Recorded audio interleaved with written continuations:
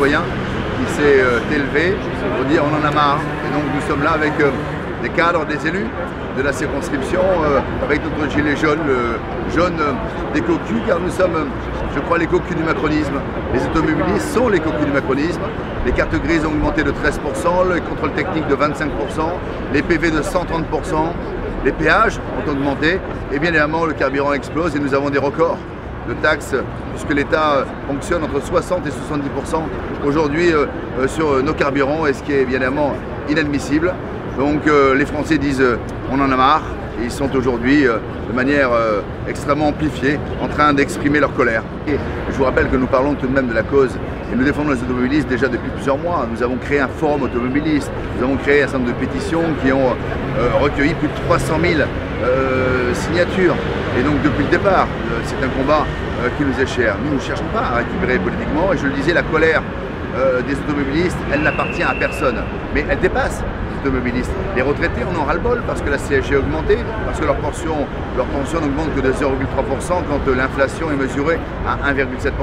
Les familles aussi vont souffrir des mutuelles qui vont augmenter de 9,5%. Les familles vont souffrir des allocations familiales qui ont baissé. Le gaz, le tabac, les APL vont baisser. Les Français en ont totalement ras-le-bol. Macron avait dans sa campagne construit son discours autour d'une baisse du pouvoir d'achat.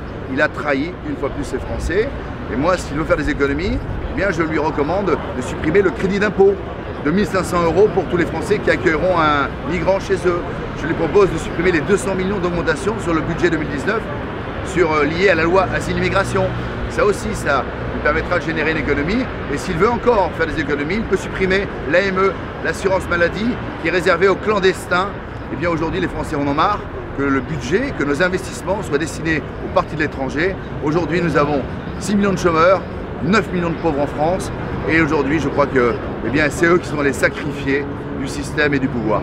Nous avons proposé, dans le cadre de l'élection présidentielle, quand Marine Le Pen était candidate l'année dernière, de taxer les groupes pétroliers à hauteur de 5% et de baisser les taxes, parce que les automobilistes n'ont pas à être les victimes de l'écologie. Non à l'écologie politique. En revanche, que nous organisions une transition écologique, oui, bien sûr, que nous poursuivions nos investissements dans la recherche d'un moteur propre, oui, nous sommes tout à fait bien évidemment favorables à cela.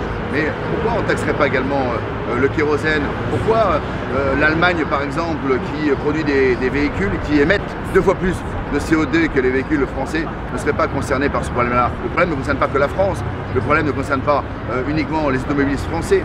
Ils ont l'impression, eux, et les Français ont l'impression d'être la vache à lait et les victimes en permanence du racket fiscal. Et je crois qu'en effet, nous sommes en train de les tromper. C'est ceci que nous dénonçons aujourd'hui. Il n'y a aucune récupération politique.